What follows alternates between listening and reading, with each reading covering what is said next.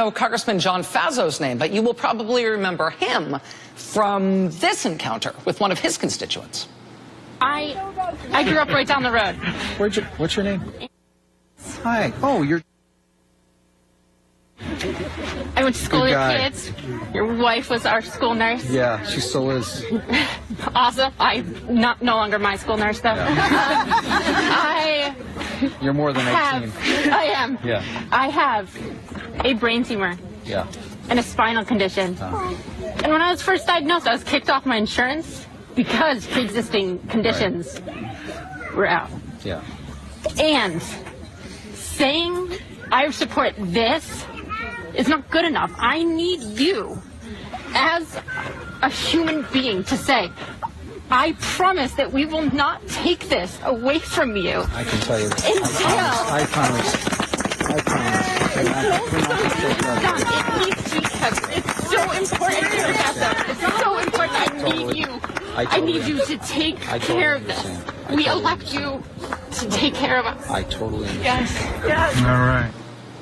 Congressman John Faso today also voted to repeal the Affordable Care Act, but joining us now is that constituent of Republican Congressman John Faso. Her name is Andrea Mitchell, not to be confused with NBC's Andrea Mitchell, although that's a nice person to be confused with.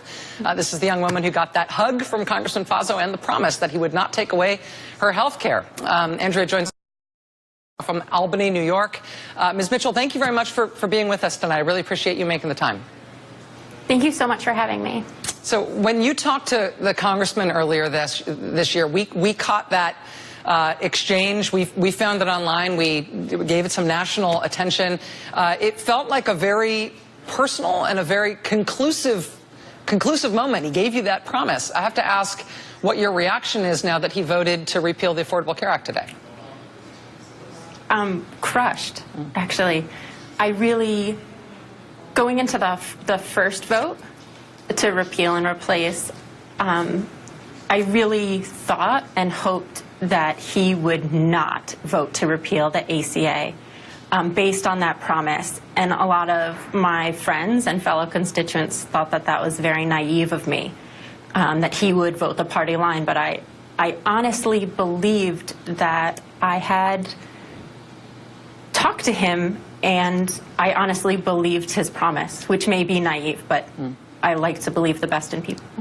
Can I don't have to answer this if this is personal. You don't want to talk about it on TV. I would totally understand. But if you don't mind me asking, what kind of health insurance you do have now, and do you think your access to that coverage is going to be affected by his vote?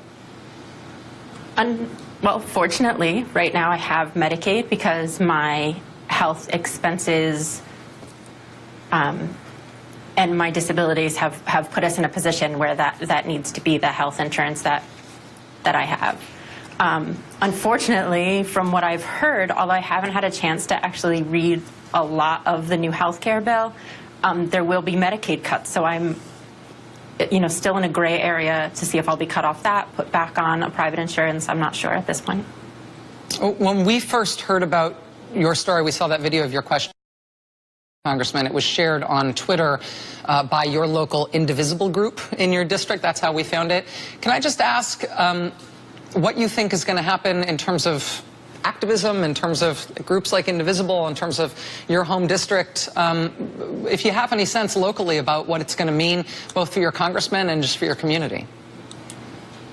I've been really inspired by all the activism that's been happening over the last few months since the elections back in November, and I really believe that, particularly this vote, since it affects so many people in this district, I really believe that this vote will have a terrible impact on Congressman Faso if he chooses to run again.